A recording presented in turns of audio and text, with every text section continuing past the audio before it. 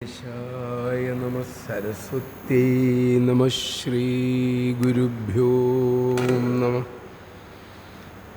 ഓം സദാശിവസമാരംഭാം ശങ്കരാചാര്യമധ്യമാം അസ്മദാചാര്യപര്യന്താം വന്ദേ ഗുരുപരമ്പരം. ഓം കൂജന്തം രാമ രാമേതി മധുരം മധുരാക്ഷരം ആരുഹ്യ കവിതാശാഖാം വന്ദേ വാത്മീകികോകിലം. രാമായ രാമഭദ്രായ രാമചന്ദ്രായ വേധസേ രഘുനാഥായ നാഥായ സീതായ പദയേ നമഃ. യത്ര യത്ര രഘുനാഥകീർത്തനം തത്ര തത്ര കൃതമസ്തകഞ്ജലിം ബാഷ്പവാരി പരിപൂർണലോചനം മാരുതിം നമത രാക്ഷസന്തകം. ഉല്ലംഘ്യ സിന്ധോ സലിലം സലീലം യശോകവന്യം ജനകാത്മജായ ആദായ തേനൈവ ദദാഹലങ്കാം നമാമി പ്രാഞ്ജലിരാഞ്ജനേയം. ശ്രീഗുരുഭ്യോ നമഃ. ശ്രീഗുരുഭ്യോ നമ. ദശരഥൻ്റെ മരണവാർത്ത കൈകേയി ഭരതനെ അറിയിച്ചുകൊണ്ടിരിക്കുന്ന ആ ഘട്ടമാണ് നമ്മൾ വായിച്ചുകൊണ്ടിരിക്കുന്നത്. കൈകേയി പറഞ്ഞു, മഹാത്മാവായ മഹാരാജാവ് എനിക്ക് 2 വരം തന്നു. അതിലൊന്ന് ഞാൻ ആവശ്യപ്പെട്ട് നിനക്ക് വേണ്ടി ഈ രാജ്യം അമ്മ സമ്പാദിച്ചു. മറ്റ് 2ാമത്തെ വരം കൊണ്ട് രാമന് മുനിചര്യ മുനിവ്രതമായിട്ട് ജീവിക്കാനും 12 വർഷം വനവാസവും ഞാൻ വരമായി വാങ്ങി. സത്യസന്ധനായതിൻ്റെ അച്ഛൻ ഈ 2 വരവും തന്നു. സീതയാകട്ടെ പതിവ്രതാധർമ്മമനുഷ്ഠിച്ച് ഭർത്താവിനോടൊപ്പം കാട്ടിലേക്ക് പോയി. ചോദിച്ചല്ലോ, മരണസമയത്ത് ഏട്ടൻ എവിടെയായിരുന്നു, ലക്ഷ്മണൻ എവിടെയായിരുന്നു, ഏട്ടത്തെ എവിടെയായിരുന്നു ചോദിച്ചില്ലേ? അതിൻ്റെ ഉത്തരം കൊടുക്കുകയാണ്. അതിനെ തുടർന്ന് പറയാണ്, സൗഭാത്രം ദർശയൻ രാമം അനുയാതോ വിലക്ഷ്മണഃ വനങ്കരേഷു സർവേഷു രാജാ താനേവ ചിന്തയൻ പ്രലപൻ രാമരാമേതി മമാര നൃപസത്തമഃ ഇത് മാതൃവചശ്രുത്വാ വജ്രാഹതൈവ ദ്രുമഃ പപാത ഭൂമോ നിസ്സപ്ന തം ദൃഷ്ട്വാ ദുഃഖിതാ തഥാ കൈകേയീ പുനരപ്യാഹ വത്സ ശോകേന കിം തവാ. വളരെ വളരെ ചുരുക്കിയാണ് മൂലൻ രാമായണം പോണത്. കിട്ടിയില്ലേ?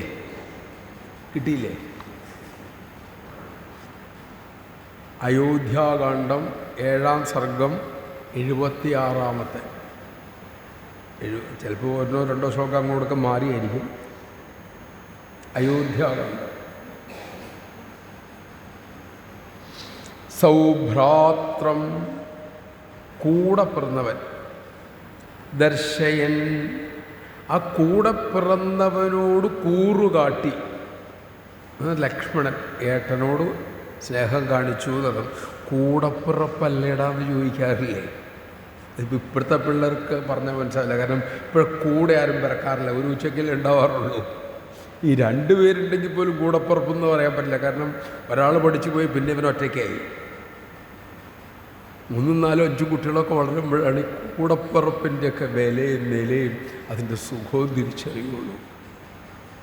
അച്ഛനും അമ്മയും കൂടപ്പിറപ്പുകളും ബന്ധുക്കളുമാകുന്ന വലിയൊരു വലയത്തിൻ്റെ ശക്തി നിസാരമല്ലായിരുന്നത്.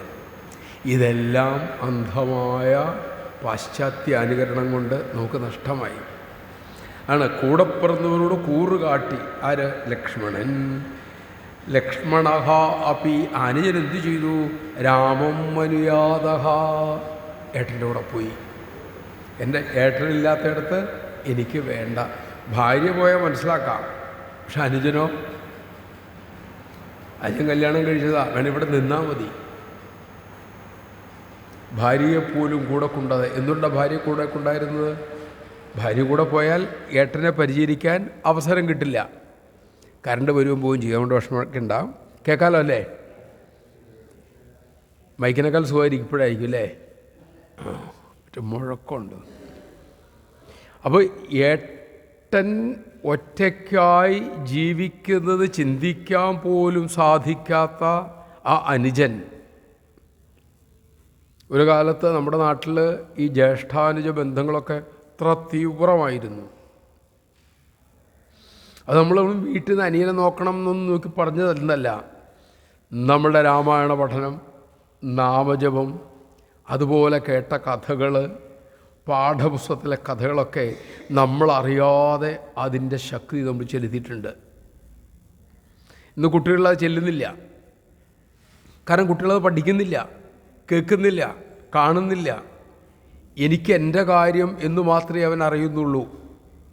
അതുകൊണ്ട് നഷ്ടം സംഭവിച്ചത് ഈ ഹൈന്ദവ സമാജത്തിനാണ്. നമ്മൾ ഏറ്റവും കൂടുതൽ ഊന്നൽ കൊടുത്തുകൊണ്ടിരുന്നത് കുടുംബ ബന്ധങ്ങൾക്കായിരുന്നു. രാമായണവും ഭാഗവതവും തിരുനാമജപവും അതുപോലുള്ള കൃതികളും നമ്മളിൽ നഷ്ടപ്പെട്ടു പോയപ്പം നമുക്ക് നഷ്ടപ്പെട്ടു പോയത് നമ്മുടെ കുടുംബമാണ്. കുടുംബം എന്ന് പറഞ്ഞാൽ ഒന്നിച്ച് സന്തോഷത്തോടെ ജീവിക്കുന്നത്. അല്ലാതെ ഒരു വീട് കെട്ടിയിട്ട് ഓരോ പൊത്തിലും ഓരോ താമസിച്ചിട്ടുണ്ടെങ്കിൽ അത് കുടുംബമാവില്ല. അങ്ങനെ വീടുണ്ട്, ഓരോരുത്തർക്കും ഓരോ മുറി. ആരും ആ മുറിയിൽ നിന്ന് പുറത്തിറങ്ങാറില്ല. പുറത്തിറങ്ങിയാൽ അവരവരുടെ മൊബൈലിലും ആയിരിക്കും. അത് കുടുംബാവില്ല. കുടുംബാവിടെ ഒന്നിച്ചിരുന്ന് നാമം ജപിച്ച്, ഒന്നിച്ചിരുന്ന് ഭക്ഷണം കഴിച്ച്, വേണമെങ്കിൽ അത്യാവശ്യം അങ്ങോട്ടൊക്കെ ഒന്നൊന്ന് അഭിപ്രായ വ്യത്യാസം പറഞ്ഞ് പിന്നെ കൂട്ടുകൂടി അങ്ങനെ ഒരു സുഖമുണ്ട്. ആഴത്തിൽ മുറിവേൽപ്പിക്കാത്ത വഴക്കൊക്കെ ഉണ്ടാവാറുള്ളൂ. വനംഗതീഷു സർവേഷു രാജാ താനേവ ചിന്തയൻ. ആ ലക്ഷ്മണൻ വനംഗതീഷു വനത്തിലേക്ക് പോയി. രാമം അനുയാതഹ, രാമൻ്റെ കൂടെ. ലക്ഷ്മണനെ കണ്ടില്ല. ലക്ഷ്മണൻ എവിടെയായിരുന്നു ചോദിച്ചു പറയണ ഉത്തരാണ് നൃപസത്ത മഹാരാജ താൻ ഏവ ചിന്തയൻ. മഹാരാജാവാകട്ടെ താൻ ഏവ, അവരെ തന്നെ, രാമനെ, സീതയെ, ലക്ഷ്മണനെ ഓർത്തോർത്ത് രാമ രാമ ഇതി പ്രലപൻ മമാര, രാമ രാമ എന്ന് വിളിച്ച് എന്നെ അദ്ദേഹം അന്തരിച്ചു. ഇതിമാതു വജശ്രുത്വ, ഇങ്ങനെ അമ്മയുടെ വാക്ക് കേട്ടപ്പോൾ വജ്രാഹത ഭൂമ ഇവ ദ്രുമഹ, ഇടിവറ്റേട്ട മരം പോലെ നിസ്സപ്ഞ ഭൂമോപപാത, അദ്ദേഹം കുഴഞ്ഞ് ഭൂമിയിലേക്ക് വീണു. അച്ഛൻ മരിച്ചു. ഏട്ടനും ഏട്ടത്തിയമ്മയും സഹോദരനായ ലക്ഷ്മണനും കാട്ടിലേക്കും പോയി. എന്നിട്ട് തം ദൃഷ്ട്വാ ദുഃഖിത, ഭരതൻ ഇങ്ങനെ ദുഃഖത്തിൽ ആണ്ടിരിക്കുന്നത് കണ്ട് കൈകേയി, അമ്മ കൈകേയി എന്നു തഥാ പുനഃ അപി ആഹ, പിന്നെയും പറഞ്ഞു. എന്താ പറഞ്ഞു? വത്സ, അല്ലയോ പുത്ര, മോനെ എന്നൊക്കെ വിളിക്കില്ലേ, വത്സ തവ ദശാകേന കിം, എന്താ നിനക്ക് ഇത്ര സങ്കടപ്പെടാൻ ഇവിടെ ഉണ്ടായേ? എന്താ നിനക്ക് പുത്രയോട് ദുഃഖിക്കാനുണ്ടായെന്നാണ് അമ്മ. ശോകേന കേട്ടോ, തഥാ ശോകേന കിം തവ ശോകേന കിം, നിനക്കെന്താ ദുഃഖിക്കാൻ ഇത്ര കാര്യം? ഇവിടെ എന്താ ഉണ്ടായപ്പം? രാജേ മഹതി സംപ്രാപ്തേ, കണ്ടോ, രാജ്യേ മഹതി സംപ്രാപ്തേ ദുഃഖസ്യാവസര കുതഃ ഇതി ഭ്രുവന്തീമാലുക്യ മാതരം പ്രതഹന്നിവ അസംഭാഷ്യാസി പാപേ മേ ഘോരേ ത്വം ഭർതൃഘാതിനി പാപേ ത്വദ്ഗർഭജാതോഹം പാപവാനസ്മി സംപ്രദം അഹം അഗ്നിം പ്രവേക്ഷ്യാമി വിഷംബാ ഭക്ഷയാമ്യഹം. മകൻ പ്രതികരിക്കുന്നത് എങ്ങനെയാണ്? രാജ്യേ മഹതി സംപ്രാപ്തേ ദുഃഖസ്യാവസര കുതഃ, നിനക്ക് മഹത്തായി ഈ രാജ്യം അമ്മ നേടിത്തന്നില്ലേ, നീ എന്തിനാ വിഷമിക്കണം? എന്തിനാ? അമ്മയ്ക്കത് മനസ്സിലാകുന്നില്ല. ഏട്ടൻ പോയാലും അനുജൻ പോയാലും ഏട്ടത്തമ്മ പോയാലും മഹത്തായ ഈ ഐശ്വര്യം ഒരു രാജ്യം മുഴുവൻ അധികാരം മുഴുവൻ നേടിത്തന്നില്ലേ? നീ പിന്നെ എന്തിനാ ദുഃഖിക്കുന്നത്? ഇതി ബ്രുവന്തീമാലോക്യ, ഇങ്ങനെ പറയുന്ന അമ്മയെ നോക്കിയിട്ട് മാതരം പ്രദഹന്നിവ, ദഹിപ്പിക്കുന്നത് പോലെ ആ നോട്ടത്തിൽ കൈകേകി ദഹിച്ചു പോകുമോ എന്ന് തോന്നിപ്പോയി. ആ നോട്ടത്തോടെ ചോദിച്ചു, അസംഭാഷ്യസി പാപേ, പാപി, അസംഭാഷ്യ, നീ എന്നോട് മിണ്ടരുത്, എന്നോട് സംസാരിക്കാനുള്ള അർഹത പോലും നിനക്കില്ല. കാരണം എന്താ? നീ പാപിയാണ്, ഘോരസ്വരൂപിണിയാണ്, കഠിനഹൃദയാണ്, ക്രൂരയാണ്, പാപിയാണ്. അതുകൊണ്ട് ഭർതൃഘാതിനി, ഭർത്താവിനെ കൊന്നവളാണ് നീ. 3 വിശേഷണമാണ്. നീ ക്രൂരയാണ്, പാപിയാണ്, ഭർത്താവിനെ കൊന്നവളാണ്. അതുകൊണ്ട് പാപേ തദ്ഗർഭജാത, നിന്റെ ഈ പാപിയായ നിന്റെ ഗർഭത്തിൽ ഞാൻ ജനിച്ചു പോയല്ലോ. അഹം സാമ്പ്രതം പാപവാനസ്മി, അതുകൊണ്ട് തന്നെ ഞാൻ മുഴുപ്പാപിയായി. പാപിയായ നിന്റെ ഗർഭത്തിൽ ജനിച്ചതുകൊണ്ട് ഞാനും പാപിയായി. അഹം അഗ്നിം പ്രവേക്ഷ്യാമി, ഇനി ഞാൻ ജീവിച്ചിരിക്കില്ല, ഞാൻ അഗ്നിയിലേക്ക് കയറാൻ പോവുകയാണ്. വാ അഹം വിഷം ഭക്ഷയാമി, അല്ലെങ്കിൽ ഞാൻ വിഷം കഴിക്കും, ഇനി ഞാൻ ജീവിച്ചിരിക്കില്ല. ഖഡ്ഗേന വാധജാത്മാനം ഹത്വായാമി യമക്ഷയം, ഭർതൃഘാതിനി ദുഷ്ടേത്വം കുംഭീഭാഗം ഗമിഷ്യസി. ഇതി നിർഭൽസ്യ കൈകേയീ കൗസല്യാഭവനം യയൗ സാപിതം ഭരതം ദൃഷ്ട്വാ മുക്തകണ്ഠാരുരോധഃ. ഖഡ്ഗേന വാ, അതാ അല്ലെങ്കിൽ വാളെടുത്ത് ഞാൻ വെട്ടിമരിക്കും. ഹത്വായാമി യമക്ഷയം, ഞാൻ യമാലയത്തിലേക്ക്, യമപുരിയിലേക്ക് ഞാൻ പോകും. അഗ്നിയിൽ പ്രവേശിച്ചോ വിഷം കഴിച്ചോ വാളുകൊണ്ട് സ്വയം വെട്ടിയോ ഞാൻ മരിക്കാൻ പോവുകയാണ്. പിന്നെ വിളിക്കണം, ഭർതൃഘാതിനി, ഭർത്താവിനെ കൊന്നവളെ, ദുഷ്ടേ ത്വം കുംഭീഭാഗം ഗമിഷ്യസി, നീ കുംഭീഭാഗം എന്ന നരകത്തിൽ പോവും. ഭാഗവത 5-ാം സ്കന്ധം എടുത്ത അവസാനത്തെ അധ്യായം 26-ാമത്തെ അധ്യായം എടുത്തിട്ടുണ്ടെങ്കിൽ ഈ കുംഭീഭാഗം നരകം എന്താണെന്നറിയാം. നരകത്തെക്കുറിച്ച് സ്പെഷ്യലൈസേഷൻ വല്ലതും വേണമെങ്കിൽ അധ്യായം വായിച്ചാൽ മതി. അതൊന്നും അനുസരിച്ച് വായിച്ച് പിന്നെ വീട്ടിൽ നിന്ന് പുറത്തേക്ക് ഇറങ്ങാൻ തോന്നില്ല. അതുപോലുള്ള പരിപാടിക്ക് അതിനകത്ത് എഴുതി വെച്ചേക്കണേ. കുംഭീഭാഗം ഗമിഷ്യസി, നീ കുംഭീഭാഗം എന്ന് പറഞ്ഞ നരകത്തിരിക്കുന്ന നരകത്തിൻ്റെ പേരാ. ഇതി നിർഭൽസ്യ കൈകേയീം, ഇങ്ങനെ കഠിനമായി കൈകേയിയെ ശകാരിച്ചുകൊണ്ട് കൗസല്യാഭവനം യയൗ, കൗസല്യയുടെ വീട്ടിലേക്ക് പോയി. സാപി തം ഭരതം ദൃഷ്ട്വാ, അങ്ങനെ അവിടെ ചെന്നപ്പം കൈകേയി ഭരതനെ കണ്ടു. കണ്ടിട്ട് മുക്തകണ്ഠാരുരോധഃ, ഭരതനെ കാണലും കൗസല്യ ഉറക്കെ നിലവിളിക്കാൻ തുടങ്ങി. പാദയോ പതിതസ്യാഃ ഭരതോ വിതദാരുദത്, ആലിംഗ്യ ഭരതം സ്വാധി രാമമാതാ യശസ്വിനി, കൃശാദിദീനവദന സാശ്രുനേത്രേദമബ്രവീത്. പാദയോ, ആരുടെ? പതിതഃ, വീണു, പാദത്തിൽ വീണു. ആരുടെ? തസ്യാഹ, അവളുടെ, കൗസല്യയുടെ പാദത്തിൽ വീണു. അമ്മയാണല്ലോ. ഭരതഃ അപി തദാരുദത്, അരുദത്, ഉറക്കെ കരഞ്ഞു. ഒരാൾ കരയണ കാണുമ്പം നമുക്കും വരുമല്ലോ സങ്കടം. ഇത് അമ്മയല്ലേ കരയണേ.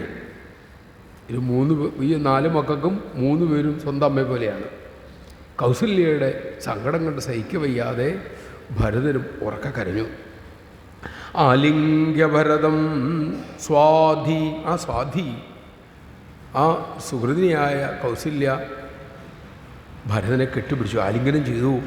യശസ്വിനി രാമമാതാ, രാമൻ്റെ അമ്മയായ കീർത്തിവതിയായ ആ കൗസല്യ ഭരതനെ കെട്ടിപ്പിടിച്ചു. കൃശാതിദീനവദന, ഉണങ്ങി ചുരുണ്ടിരിക്കണു. പക്ഷേ 1-2 ദിവസം എടുത്ത് കാണിയിരിക്കുമല്ലോ അദ്ദേഹം അവിടെ നിന്ന് കൂടി വരാൻ. അപ്പോൾ ഇത്ര ദിവസമായിട്ട് രാമവിരഹം, ഭർത്തൃമരണം, ആ 2-3 ദിവസം കൊണ്ട് തന്നെ ചടച്ച് ഉണങ്ങിപ്പോയി. കൃശ അതിദീനവദന, മുഖമൊക്കെ കിട് അതിദീനമാണ് കൗസല്യയുടെ വദനം. സാ അശ്രുനേത്രേതമബ്രവീത്, സാശ്രുനേത്ര, കണ്ണീരോടുകൂടി, ഒഴുകുന്ന കണ്ണീരോടുകൂടി ഇതം അബ്രവീത്, ഇങ്ങനെ പറഞ്ഞു. പുത്ര ത്വയി ഗതേ ദൂരേവം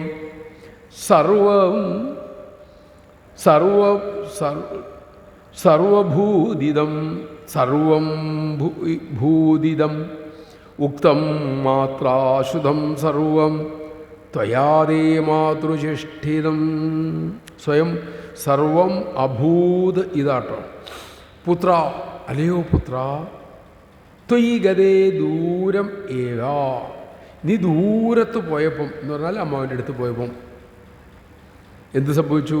ദൂരേ ഗതേ ഇതം സർവം ഏവം അഭൂത്, ഇതെല്ലാം അവിടെ നടന്നു. ഒന്നും പറഞ്ഞിട്ടില്ല, എല്ലാം അറിഞ്ഞിട്ടുണ്ടെന്നറിയാലോ. ഈ നീ കേട്ടതൊക്കെ അന്നേരമാണ് നടന്നത്.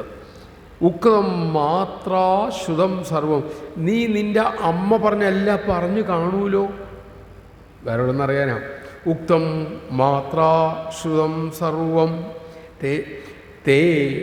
ത്വയാ തേ മാതൃചേഷ്ടിതം, നിൻ്റെ അമ്മയുടെ ചേഷ്ടകൾ, ചെയ്തികൾ, നിൻ്റെ അമ്മ ചെയ്തതെല്ലാം നീ ഇപ്പം നിൻ്റെ അമ്മ പറഞ്ഞു തന്നെ കേട്ടിരിക്കുമല്ലോ എന്ന് പറയുകയാണ്. പുത്രസഭാര്യോ വനമേതയാദാ സലക്ഷ്മണോ മേ രഘുരാമചന്ദ്രഃ ചീരാംബരോ ബദ്ധജടാകലാപഃ സന്ധ്യഞ്ജമാ ദുഃഖസമുദ്രമഗ്നാം. ഇത് ബുദ്ധിമുട്ടുണ്ടോ? ഇതിൻ്റെ ശബ്ദം ഉണ്ടോ? എന്തോ കേൾക്കുന്നില്ല? ഇപ്പോൾ ഇതാണോ സുഖം കേൾക്കാൻ? ഇങ്ങനെ പറയണയാണോ കേൾക്കാൻ സുഖം? ഇതോടുകൂടി കേൾക്കണോ?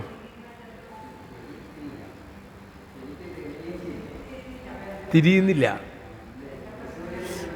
ഇപ്പം തിരിയുന്നുണ്ടോ?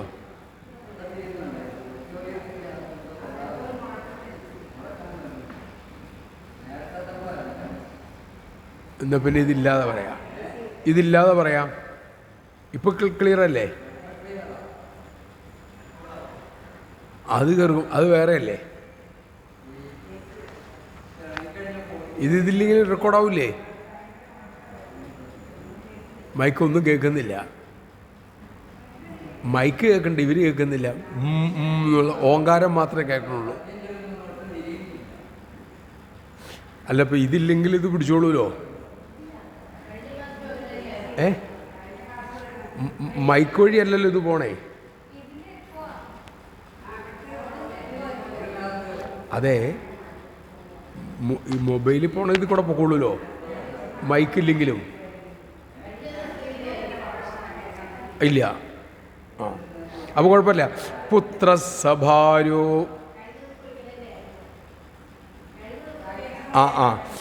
പുത്രസഭാരോ വനമേവയാദാ സലക്ഷ്മണോ മേ രഘുരാമചന്ദ്രഃ ചീരാംബരോ ബദ്ധജടാകലാപഃ സന്ധ്യഞ്ജമാ ദുഃഖസമുദ്രമഗ്നാം. ഇരുന്നോളൂ, എവിടെ ഇരുന്നോളൂ. പുത്രഃ സഭാര്യഃ വനമേവയാദഃ മേ സലക്ഷ്മണഃ, എൻ്റെ പുത്രൻ, കൗസല്യാണ് ഇപ്പോൾ പറയണേ, രാമൻ എന്നർത്ഥം. എൻ്റെ പുത്രൻ സഭാര്യഃ, ഭാര്യയോട് കൂടിയിട്ട് വനമേവയാദാ, വനത്തിലേക്ക് പോയി. ആരൊക്കെ കൂടെ ഉള്ളത്? സലക്ഷ്മണോ, ലക്ഷ്മണനോട് കൂടി. മേ രഘുരാമചന്ദ്ര, എൻ്റെ പുത്രനായ രഘുരാമചന്ദ്രൻ എങ്ങനെയാണ് പോയത്? ചീരാംബരോ ബദ്ധജടാകലാപഃ, മരവുരിയെടുത്ത് ജട കെട്ടി ബന്ധിച്ചിട്ട് ഭാര്യയായ സീതയോടും അനുജനായ ലക്ഷ്മണനോടും കൂടി എന്തു ചെയ്യും? സന്ദഞ്ച്യമാം, എന്നെ തള്ളിയിട്ട്, എന്നെ ഉപേക്ഷിച്ചിട്ട്. എവിടെ ഉപേക്ഷിച്ചു?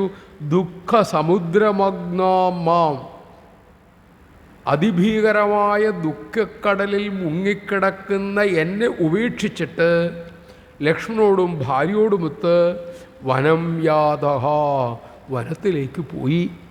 എൻ്റെ കുഞ്ഞ് എന്നെ ഇട്ടിട്ട് സീതയോടും ലക്ഷ്മണനോടും ഓടിപ്പോയി. കരഞ്ഞുകൊണ്ട് പറയണം, അത്രയും പർവ്വതിയും അമ്മയുടെ നിയന്ത്രണമൊക്കെ പോയി.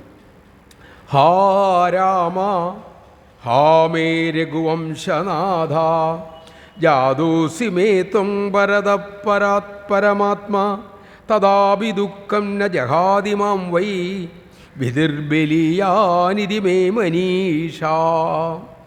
ഹാ രാമ, അല്ലയോ രാമ, ഹാ മേ രഘുവംശനാഥ, ഈ വംശത്തിൻ്റെ രഘുകുലത്തിൻ്റെ നാഥനായിട്ടുള്ളവനെ, നീ പോയാൽ പിന്നെ ഈ രഘുവംശം, നമ്മുടെ വംശം തന്നെ ഇല്ലാണ്ടാവും എന്നർത്ഥം. ജാതോസി മേ ത്വം പരധ പരമാത്മാ, ത്വം പരതഃ പരമാത്മാ, നീ പരമപുരുഷനായ പരമാത്മാവാണ്.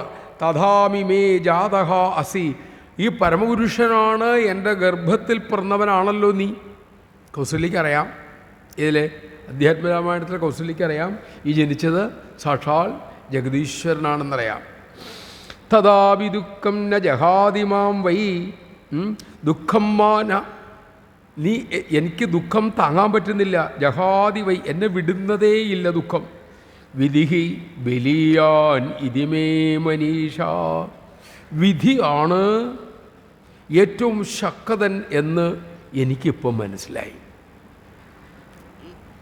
വിധിക്കപ്പുറം എന്ത് നടക്കില്ല? ഒന്നും നടക്കില്ല. പിന്നെ എന്തിനാ നമ്മൾ കഷ്ടപ്പെട്ട് രാമായണം വായിക്കണത്?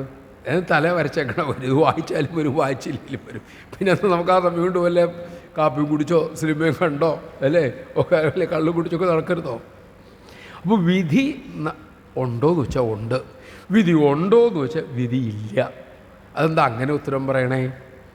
കാരണം ഞാൻ ഇന്നലെ ഒരു മാവിൻ തൈ നട്ടാൽ നാളെ എപ്പോഴെങ്കിലും ഒരിക്കൽ മാമ്പഴം അതിലുണ്ടാവും എന്നുള്ളത് നിയമമാണ്, വിധിയാണ്. മാവ് നട്ടാൽ എൻ്റെ പറമ്പിൽ തെങ്ങ് വച്ചിട്ട് മാമ്പഴം നോക്കിയാൽ കിട്ടില്ല. അപ്പോൾ വിധി ഉണ്ടോ എന്ന് വെച്ചിട്ടുണ്ടെങ്കിൽ വിധിയുണ്ട്. ആ വിധി ആരാ ഉണ്ടാക്കുന്നത്? ഞാൻ തന്നെയാണ്. എങ്ങനെ ഉണ്ടാക്കുന്നു? എൻ്റെ കർമ്മങ്ങളിലൂടെ അല്ലേ. ഇപ്പോൾ നമ്മളിത് കഴിഞ്ഞു പ്രസാദം കഴിക്കാൻ പോകുന്നു. അവിടെ ചെല്ലുമ്പോൾ എങ്ങനെയാണ് ഭഗവാന്റെ പ്രസാദം കിട്ടുന്നത്? അതിന് ഏർപ്പെടുത്തിയ ആളുകൾ അത് തയ്യാറാക്കി വയ്ക്കുമ്പോൾ, തയ്യാറാക്കി വച്ചില്ലെങ്കിൽ ഭക്ഷണം എന്ന വിധി അവിടെ ഉണ്ടാവില്ല. ഇത് വായിച്ചിട്ടുണ്ടെങ്കിൽ നമുക്ക് മനസ്സമാധാനം കിട്ടും. അതെന്താ? ഇത് വായിച്ചതിൻ്റെ വിധിയാണത്. അപ്പോൾ വിധി എന്ന് പറയുന്നത് നമ്മളുണ്ടാക്കുന്നതാണ്. അപ്പോൾ എൻ്റെ തലവരെ ആണല്ലോ വെച്ചിട്ടുണ്ടെങ്കിൽ അത് നമുക്ക് മാറ്റാൻ പറ്റും. അത് നമ്മുടെ കർമ്മങ്ങൾ നല്ലതാണ് എങ്കിൽ അത്തരത്തിലുള്ള വിധിയേ വരൂ. എൻ്റെ വിധി ഞാൻ ഉണ്ടാക്കണതാണ് എന്നർത്ഥം. അതുകൊണ്ടാണ് വിധിയില്ല. കാരണം എന്താ? ഞാൻ ഉണ്ടാക്കണയാണ്, ഈശ്വരൻ തരുന്നതല്ല. അത് കർമ്മഫലം എന്നൊക്കെ അതിന് പേരിടാം. എന്തായാലും ഈ വിധി എന്ന് പറഞ്ഞതാണ്. ഞാൻ അറിയാതെ ചെയ്തു, എനിക്കത് അബദ്ധം തോന്നി, ഇനി എനിക്ക് ഈ വിധിയിൽ നിന്ന് രക്ഷപ്പെടാൻ പറ്റുമോ? അവിടെ ആചാര്യം പറയുന്നു, രക്ഷപ്പെടാം. നീ എന്നെ ആശ്രയിച്ചാൽ ആ വിധിയുടെ ദുഷ്ഫലങ്ങളിൽ നിന്നും നിന്നെ ഞാൻ രക്ഷപ്പെടുത്താം. സത്യസായിബാബ പറയുന്നുണ്ട്, കർമ്മഫലം എത്രയും ഭീകരവുമായിക്കോട്ടെ, അത് മാറ്റാൻ പറ്റില്ല എന്ന് ആരും പറഞ്ഞോട്ടെ, ഞാൻ മാറ്റിത്തരാം. ഇന്നു മുതൽ ഞാൻ പറയുന്നതിനനുസരിച്ച് നീ ജീവിക്കാമെങ്കിൽ. കണ്ടീഷനുണ്ട് അവിടെ. ശ്രീകൃഷ്ണൻ അതേ കണ്ടീഷനാണ് പറഞ്ഞത്. നമേ ഭക്ത പ്രണശ്യതി, എൻ്റെ ഭക്തത നശിക്കില്ല. എന്തുകൊണ്ടാണ്? മുകളിൽ കണ്ടീഷൻ പറഞ്ഞിട്ടുണ്ട്. ഭഗവാനെ ഇനി ആരും ഇല്ലാട്ടോ എന്നെ രക്ഷിക്കുക, എന്നെ രക്ഷിക്കണേന്ന് പറഞ്ഞുകൊണ്ട് ആശ്രയിച്ചാൽ മതി. നാക്കും കൊണ്ടല്ല, അത് നമുക്ക് ശ്ലോകം ചൊല്ല എളുപ്പമാണ്. ആ രീതിയിൽ ആശ്രയിച്ചോ. ശ്രീരാമേന്ദ്രൻ പറഞ്ഞു, എന്താണ്? എനിക്ക് ഒരിക്കലെങ്കിലും ഭഗവാനേ എന്നും പറഞ്ഞു എന്നെ ഒന്ന് ആശ്രയിച്ചാൽ അവന് രക്ഷ കൊടുക്കുന്നുള്ള എൻ്റെ വ്രതമാണ്. അപ്പോൾ തലേ വര അനുഭവിക്കേണ്ടി വരില്ല. എൻ്റെ വ്യവസ്ഥ ഇതാണ്, ഈശ്വരനെ ആശ്രയിച്ചാൽ. അപ്പം വള്ളിക്കാവലമ്മോട് ചോദിച്ചു, അമ്മ അതെങ്ങനെ ശരിയാവണമെന്ന് ചോദിച്ചു.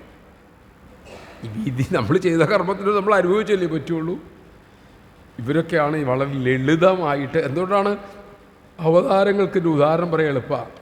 നമ്മൾ കണ്ടു പഠിച്ച ശ്ലോകമൊക്കെ ചൊല്ലി അവർ പറഞ്ഞ ഉദാഹരണത്തിലൊക്കെ പറയുമ്പോഴത്തേക്കും പറയണവും മനസ്സാവില്ല, കേൾക്കണവരും മനസ്സാവില്ല. അമ്മ ഈ ചോദിച്ച ചെറുപ്പക്കാർ പിള്ളേരായിരിക്കണേ, ആദ്യകാലത്താട്ടോ, അതൊക്കെ വിധി അനുഭവിച്ചല്ലേ പറ്റുള്ളൂ എന്ന് വെച്ചു. അമ്മ പറയും, ഈ കല്ല് കളിക്കില്ലേ ഇങ്ങനെ, ചെറുപ്പത്തിൽ വീട്ടിലെ പെൺകുട്ടികൾ തന്നെ ഇങ്ങനെ കളിക്കില്ലേ, ഒരു കല്ലിങ്ങനെ മുകളിലേക്ക് ഇട്ടു, അത് താഴത്തേക്ക് മുമ്പ് തട്ടി മാറ്റി കിട്ടും. നിനക്ക് മനസ്സിലായോ മോനെന്ന് വെച്ചു. ഇല്ല അമ്മയെന്ന് പറഞ്ഞു. കല്ല് മുകളിലേക്ക് പൊക്കിയിട്ടത് ആരാ? ഞാനാണ്. ഇനി ആ കല്ലിൻ്റെ വിധി എന്താണ്? എവിടെ നിന്ന് പൊങ്ങിയോ അവിടെ തന്നെ വീഴുക. അത് ഇങ്ങനെ പൊക്കിയിട്ട് ഇവിടെ തന്നെ വീഴുള്ളൂ കല്ലല്ലേ, അവിടെ ചെന്ന് വീഴില്ല. ആ കല്ലിൻ്റെ വിധി മുകളിൽ പോയിട്ട് അതിൻ്റെ ഊർജം കെട്ടുകഴിയുമ്പം താഴത്തേക്ക് വീഴുക എന്നുള്ളതാണ്. ആ താഴത്തേക്ക് വീണ സമയത്ത് എനിക്ക് എന്ത് ചെയ്യാൻ പറ്റും? ഇവിടെ വീഴാതെ എങ്ങോട്ട് വേണമെങ്കിലും തട്ടിയിടാം അല്ലേ? ആ കർമ്മഫലത്തെ എൻ്റെ ശക്തി കൊണ്ട് തട്ടി എവിടെ വേണമെങ്കിലും എനിക്ക് മാറ്റിക്കളയാം. ഈശ്വരന് അതുപോലെ നിൻ്റെ കർമ്മഫലത്തെ തട്ടിമാറ്റാൻ സാധിക്കും. ഈശ്വരനെ തട്ടിമാറ്റാൻ തോന്നണം. എങ്ങനെ തോന്നും? ഭഗവാൻ അങ്ങനെ പെട്ടെന്ന് തോന്നില്ല, നമ്മൾ തോന്നിപ്പിക്കണം. ആ തോന്നിപ്പിക്കണം എങ്ങനെയാണ്? നമ്മുടെ സത്കർമ്മങ്ങളിലൂടെയാണ്. നമ്മുടെ സത്കർമ്മങ്ങളിലൂടെ ഈശ്വര ചിത്തത്തെ നമുക്ക് എന്ത് ചെയ്യാൻ പറ്റും? സ്വാധീനിക്കാൻ പറ്റും. ഒരു കുഞ്ഞ് വന്നിട്ട് എന്തേ കുരുത്തക്കേട് കാണിച്ച് അവൻ കുറേ നേരം കരയുകയോ പിടിക്കുകയൊക്കെ ചെയ്തിട്ടുണ്ടെങ്കിൽ സാരല്ല പോട്ടെ ഇനി ആവർത്തിക്കായിരുന്നു നമ്മൾ പറയാറില്ലേ? അതുപോലെയുള്ളൂ ഈശ്വരനും. യഥാർത്ഥത്തിലുള്ള നമ്മളുടെ ദുഃഖം, നമ്മുടെ തെറ്റ് നാം തിരിച്ചറിഞ്ഞാൽ അവിടുന്ന് കരുണാമൂർത്തിയാണ്. ക്ഷമിക്കാനും സ്നേഹിക്കാനും മാത്രമേ ഈശ്വരൻ അറിയാവുള്ളൂ. ഈശ്വരൻ ശിക്ഷിക്കുന്നില്ല, കർമ്മഫലം വരുന്നതാണ്. ഈശ്വരൻ രക്ഷിക്കുന്നുണ്ട്, അത് കർമ്മഫലമല്ല. അവിടുത്തെ കൃപ. എന്താ കാരണം? കാരുണ്യം. അപ്പോൾ അമ്മ എന്താ വഴക്കുണ്ടാക്കിയൊരു വഴക്കാളി മകനെ അവനെ എല്ലാവരും ഉപേക്ഷിച്ചാലും അമ്മ അവനെ ഉപേക്ഷിക്കാതെ, എന്തേ അമ്മ അവനെ ഉപേക്ഷിക്കാതെ? എൻ്റെ കുഞ്ഞായി പോയില്ലേ? വേറെ കാരണം വല്ലതും ഉണ്ടോ? അവൻ ചിലപ്പോൾ അമ്മയും വന്ന് ചീത്ത പറയുന്ന ആളായിരിക്കും. എൻ്റെ കുഞ്ഞല്ലേ? ദേഷ്യപ്പെട്ട എന്തെങ്കിലുമൊക്കെ പറഞ്ഞാൽ പോലും അമ്മയ്ക്ക് ഉള്ളിത്തട്ടി വെറുക്കാൻ സാധ്യമല്ല. കാരണം എന്താ? അമ്മയായതുകൊണ്ട്. വേറെ ഒരു കാരണം പറയൊന്നുമില്ല, അമ്മയായതുകൊണ്ട് തന്നെ എൻ്റെ ഉത്തരം. അതാണ് ശ്രീശങ്കരനൊക്കെ പറയും, 1000 മാതാക്കളുടെ സ്നേഹത്തോടു കൂടിയാണ് ഉപനിഷത്ത് അല്ലെങ്കിൽ ഈശ്വരൻ നിൽക്കുന്നത്. ഒരമ്മയ്ക്ക് ഇത്രയാ സ്നേഹമെങ്കിൽ ഈശ്വരൻ്റെ സ്നേഹത്തിൻ്റെ ആഴത്രയാ? അമ്മ എന്നെ സ്നേഹിച്ചോ എന്ന് ചോദിച്ചിട്ടുണ്ടെങ്കിൽ ആ ചോദ്യം ചോദിക്കണവർ ചോദിക്കൂടിച്ചിരിക്കണം അല്ലേ? നമുക്ക് എന്തൊക്കെയാണ് തന്നത്? ആഹാരം തന്നു, വർഷം തന്നു, കിടപ്പാടം തന്നു, എന്തൊക്കെ സൗകര്യങ്ങൾ തന്നു. കിട്ടാത്തവരെ നോക്കുമ്പോഴാണ് നമുക്ക് കിട്ടിയതിൻ്റെ വലിപ്പം നമുക്ക് തിരിച്ചറിയൂ. ആരെ ഉള്ളിത്തട്ടി നോക്കിയാൽ, ഭഗവതിനെ സ്മരിച്ച് നല്ല മാർഗത്തിലൂടെ നടക്കുന്നവർക്ക് ഉള്ളിത്തട്ടി നോക്കിയാൽ മനസ്സിലാവും നമ്മൾക്ക് അർഹിക്കുന്നതിൽ കൂടുതൽ അവിടെ നിന്ന് തരുന്നുണ്ട്. പിന്നെ നമ്മളുടെ കയ്യിലിരിപ്പുകൊണ്ടൊക്കെ നമുക്ക് തോന്നും പോരല്ലോ തോന്നും. എന്തുകൊണ്ടാണ്? നമ്മുടെ ആഗ്രഹങ്ങളുടെയാണ്, അല്ലെങ്കിൽ നമ്മളുടെ അരുതായ കൊണ്ട് തോന്നണയാണ്. അത് നമ്മൾ തിരിച്ചറിയേണ്ടതാണ്. അന്ന് വിധിർ ബലിയാൻ ഇതി, വിധിയാണ് ഏറ്റവും പ്രബലം പൗരുഷമുള്ളതെന്ന് എനിക്ക് തോന്നുന്നു. ഇതൊക്കെ ചെയ്തിട്ടും ദുഃഖം വരുന്നുണ്ട് എങ്കിൽ അവിടെ കൗസല്യ കരഞ്ഞ പോലെ കരയുകയല്ല വേണ്ടത്. വസിഷ്ഠനെ പോലെയും വിശ്വാമിത്രനെ പോലെയും ഭരദ്വാജനെ പോലെയും അത് ഉൾക്കൊള്ളുകയാണ് വേണ്ടത്. കാരണം വസിഷ്ഠൻ എത്രയോ തലമുറകൾക്ക് മുമ്പ് ഇക്ഷ്വാകു വംശത്തിൽ രാജഗുരു ആയത് ഈ വംശപരമ്പരയിൽ ഈശ്വരൻ അവതരിക്കുന്നത് കേട്ടിട്ടാണ്. ആദ്യം ഈ ഇക്ഷ്വാകു വംശത്തിൽ ഭഗവാൻ അവതരിക്കും എന്ന സൂചന കിട്ടി അന്ന് അങ്ങനെ ഇവിടെ വന്നിട്ട് എന്തു ചെയ്തു? ഇക്ഷ്വാകു വംശത്തിൻ്റെ പുരോഹിത സ്ഥാനം ഏറ്റു. കാരണം എന്താ? അപ്പം അവതാരപുരുഷനെ നേരിട്ട് കോണ്ടാക്ട് ചെയ്യാൻ എളുപ്പം കൂടുതലുണ്ടല്ലോ, വീട്ടിലെ ആളല്ലേ. തലമുറകൾക്ക് മുമ്പ് വന്നു. എത്ര തലമുറകൾ ഈ ദുരിതം മുഴുവൻ അദ്ദേഹം അനുഭവിച്ച് എന്തിനു വേണ്ടിയിട്ടാണ്? ഈ രാമനെ കിട്ടാൻ. അപ്പോൾ ആ രാമൻ കാട്ടിപ്പോയ ഇദ്ദേഹത്തിൻ്റെ ദുഃഖം എന്തായിരിക്കും? കൗസല്യ ജനിച്ചതിന് ശേഷം ആ കുട്ടിയായിട്ട് കണക്ഷനുള്ളൂ അല്ലേ? വസിഷ്ഠനോ? മാത്രമല്ല, വസിഷ്ഠൻ ആദ്യത്തെ ഭാഗത്ത് പറഞ്ഞല്ലോ, ഈ പുരോഹിതൻ, ഈ പൗരോഹിത്യം എന്ന് പറഞ്ഞ അത്ര നല്ല ജോലിയല്ല. അങ്ങനെ ധരിക്കണ്ട കേട്ടോ. നമ്മുടെ ശാസ്ത്രപ്രകാരം പൗരോഹിത്യം അത്ര മുന്തിയതല്ല, മോശമാണ് കാര്യം. പിന്നെ എന്തിനത്? ആ മോശമായ ആ തൊഴിൽ പോലും ഞാൻ സ്വീകരിച്ചത് എന്തിനു വേണ്ടിയിട്ടാണ്? ഈ വംശത്തിൽ ആര് വരും? അവതാര പുരുഷൻ വരും. പക്ഷെ വസിഷ്ഠൻ കരയുന്നില്ല. എന്തുകൊണ്ട് കരയുന്നില്ല? ആ തത്വത്തിൽ, അറിവിൽ ഉറച്ചു നിൽക്കണതുകൊണ്ടാണ്. നമുക്കും ജീവിതത്തിൽ ഇതൊക്കെ വരാം. മോൻ പുറപ്പെട്ടു പോകണമെന്നില്ല. പുറപ്പെട്ടു പോകാതെ മകൻ നമുക്ക് ദുഃഖം ഉണ്ടാക്കാമല്ലോ, മകൾക്ക് ദുഃഖം ഉണ്ടാക്കാമല്ലോ. അച്ഛന്, അമ്മയ്ക്ക്, ബന്ധുക്കൾക്ക് ഏതൊക്കെ വിധത്തിൽ ദുഃഖങ്ങളുണ്ടാവാം. എനിക്ക് പരിചയമുള്ള ഒരാളുണ്ട് കോട്ടയത്ത്. അദ്ദേഹത്തിൻ്റെ മകനാണോ അച്ഛനാണോ ഒരു ദിവസം കാണാണ്ട് പോയി. ഇതുവരെ ഒരറിവുമില്ല. വർഷം 10-20ആയി. ആ അവസ്ഥ നിങ്ങളൊന്ന് ചിന്തിച്ചു നോക്കൂ. മരിച്ചു പോയി എന്ന് അറിഞ്ഞാൽ തന്നെ ഒരു ഫുൾ സ്റ്റോപ്പ് ആയില്ലേ? ആരും ആവട്ടെ, എവിടെയാണെന്നറിയില്ലാതെ കാത്തിരിക്കുന്ന ഒരു ആ തീയൊന്ന് ആലോചിച്ച് നോക്കൂ. ഉണ്ടെന്ന് തോന്നണു. എന്നും കാത്തില്ല. 10, 20, 25 വർഷമായി. അവിടെ ഈ ദുഃഖത്തിന്, നമ്മൾക്കൊരു മനുഷ്യന് ദുഃഖത്തിന് ഉള്ള ഉറവിടത്തിന് 10,000-കണക്കിന് കാരണങ്ങളുണ്ടാവാം. ഇത് ഒഴിവാക്കാൻ പറ്റില്ല. ഇതൊക്കെ അനുഭവിക്കാൻ നമ്മൾ ജനിച്ച. പിന്നെ എന്താണ്? ഇത് ഇത്രയേ ഉള്ളൂ എന്ന് തിരിച്ചറിയലാണ് നമുക്ക് മറികടക്കാനുള്ളത്. അതിന് ഈ ധർമ്മം, ഈ ശാസ്ത്രം ഉള്ളിലുറയ്ക്കണം. ഇപ്പം നോക്കൂ, നമ്മുടെ 2 ദിവസം മുമ്പ് ഡൽഹിയിലെ സ്ഫോടനം നടന്നു. ആ ക്രൂരത ചെയ്തത് പഠിച്ച കുട്ടികളാണ്, അറിവില്ലാത്തവരല്ല, ഡോക്ടേഴ്സാണ്. അവരെന്തോ മരോട്ടിക്കായെന്നോ ആവണക്കെന്നോ എൻ്റെ വിഷവും കൂടെ ശേഖരിച്ച് വെച്ചിട്ടുണ്ട്. എന്തിനു വേണ്ടിയിട്ടാണ്? കൊല്ലാൻ. ആരെ? ചിന്തിച്ചു നോക്കൂ. മതം തലയ്ക്ക് പിടിച്ചിട്ട് ആരാണോ ജീവനെ രക്ഷിക്കേണ്ടത് അവർ കൊലയാളികളാവുകയാണ്. ഒരു അധ്യാപകൻ ഒരു കത്ത് എഴുതുന്നുണ്ട്. ഹിറ്റ്ലറുടെ കോൺസെൻട്രേഷൻ ക്യാമ്പിൽ നിന്ന് രക്ഷപ്പെട്ടൊരു അധ്യാപകൻ. ഹിറ്റ്ലർ അന്ന് ജൂതന്മാരെ കൊല്ലാൻ വേണ്ടിയിട്ടെന്ന് വെച്ചിട്ടുണ്ടെങ്കിൽ വിഷം കൊടുത്തു കൊല്ലുക, വലിയ മുറിയിലേക്ക് പിള്ളേരെ പെറുക്കി ഇട്ടിട്ട് വിഷവാതകം കടത്തി വിടുക. ഓരോന്നിനോരോന്നിനെ കൊല്ലാൻ സമയമില്ലല്ലോ. ലക്ഷക്കണക്കിന് പേരെ അങ്ങനെ കൊന്നുപിടിക്കുന്നത്. അപ്പോൾ അതിൽ നിന്ന് ഒരു അധ്യാപകൻ രക്ഷപ്പെട്ടു. അദ്ദേഹം ലോകത്തിന് വേണ്ടി ഒരു കത്തെഴുതി, ലോകത്തിലെ അധ്യാപകർക്ക്. അതിൽ അദ്ദേഹം പറഞ്ഞ വാക്കുതാണ്, ഞാൻ ഈശ്വരാനുഗ്രഹത്താൽ ഈ കോൺസെൻട്രേഷൻ ക്യാമ്പിൽ നിന്ന് രക്ഷപ്പെട്ട ഒരു അധ്യാപകനാണ്. ആയിത്തവായം. 2, ഞാൻ കണ്ടു അവിടെ അഭ്യസ്തവിദ്യ, ഹൈലി എഡ്യൂക്കേറ്റഡായ നല്ല വിദ്യാഭ്യാസമുള്ള ചെറുപ്പക്കാർ കുറഞ്ഞ ഉണ്ട കൊണ്ട് കൂടുതൽ ആളുകളെ കൊല്ലുന്നു ഞാൻ കണ്ടു. എന്നാൽ പിടിച്ച് നിരക്കി ഒരു തോക്കെടുത്ത് ഒറ്റ വലിയ ചാഞ്ചെണ്ണത്തിനെങ്കിൽ വെടിവെച്ച് വീഴ്ത്തണം. അല്ലെങ്കിൽ ഉണ്ട വേസ്റ്റ് അല്ലേ? ഇതാരാ ചെയ്ത്? Highly educated ആയിട്ടുള്ളവർ. പഠിച്ചവൻ്റെ ലക്ഷണം വിനയമാണ്. പഠിച്ചവൻ വെടിവെച്ച് കൊല്ലുക എന്ന് പറഞ്ഞാൽ അവൻ്റെ പഠിപ്പ് എന്താണെന്നർത്ഥം. രോഗികളെ രക്ഷിക്കേണ്ട ഡോക്ടർമാർ തങ്ങളുടെ അടുത്ത് വരുന്ന ആളുകളെ കുത്തിവെച്ച് കൊല്ലുന്നു ഞാൻ കണ്ടു.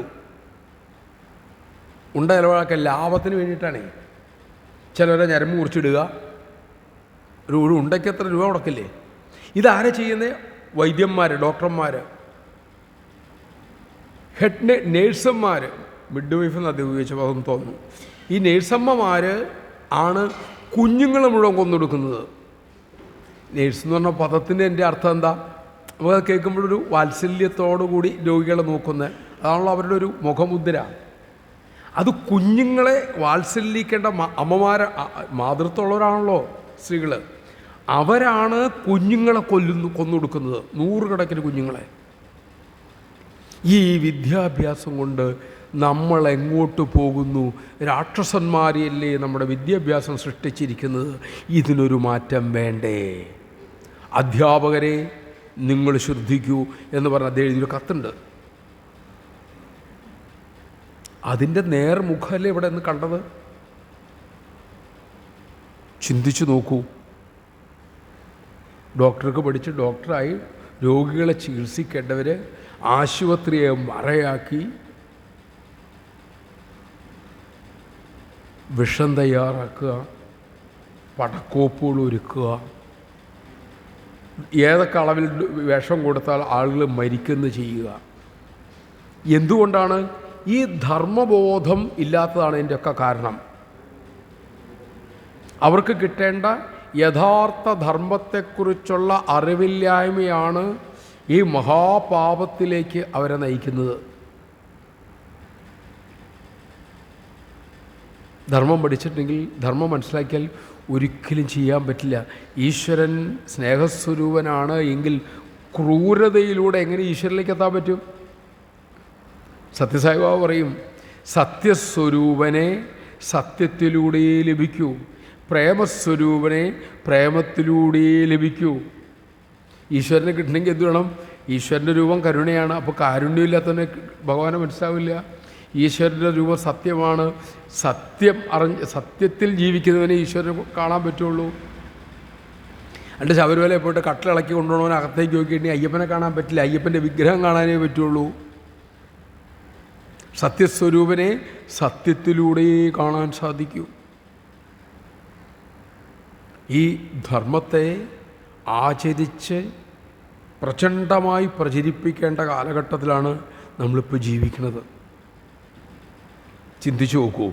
അതുകൊണ്ട് വിധിർ ബലിയാനിധി മേ മനീഷ, വിധിക്കാണ് ഏറ്റവും കൂടുതൽ ശക്തി എന്ന് ഞാൻ നിശ്ചയിക്കണം.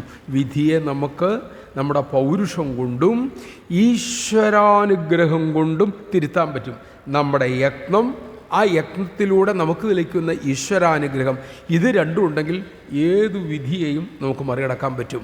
നമുക്ക് മറികടക്കാനാവാത്ത വിധിയെ നേരിടാനുള്ള കരുത്ത് അല്ലെങ്കിൽ ഈശ്വരൻ തന്നിരിക്കും. രണ്ടുമുണ്ട്. എന്തായാലും നമ്മൾ ദുഃഖിതരാവില്ല. അപ്പോൾ സയേവം ഭരത വീക്ഷ്യ വിലപന്തിം വൃശം ശുചാ പാദോ ഗൃഹീത്വാ പ്രാഹേദം ശൃണുമാതർവചോ മമ. ഏവം വൃഷം, ഇങ്ങനെ വളരെയേറെ ശുചാവിലപന്തി, ഉറക്കെ കരയുന്ന ആ കൗസല്യാം വീക്ഷ്യ, കൗസല്യെ കണ്ടിട്ട് പാദോ ഗൃഹീത്വ, ആ അമ്മയുടെ പാദത്തിൽ കെട്ടിപ്പിടിച്ചുകൊണ്ട് പ്രാഹ പറഞ്ഞു. എന്തു പറഞ്ഞു? ഇത് ഇനി പറയാൻ മോട് പറഞ്ഞു. ശൃണു മാതാ മേ വചഹ മമ വചഹ, അമ്മേ ഞാൻ പറയണത് കേൾക്കൂ എന്ന് പറഞ്ഞ് ഭരതൻ കൗസല്യയുടെ പാദത്തിൽ കെട്ടിപ്പിടിച്ചു. കൈകേയ്യായത്കൃതം കുകർമ്മ രാമരാജാഭിഷേചനേ അന്യദ്വാ യതി ജാനാമി സാ മയാനോദിതായതി പാപം മേസ്തു തഥാ മാതർ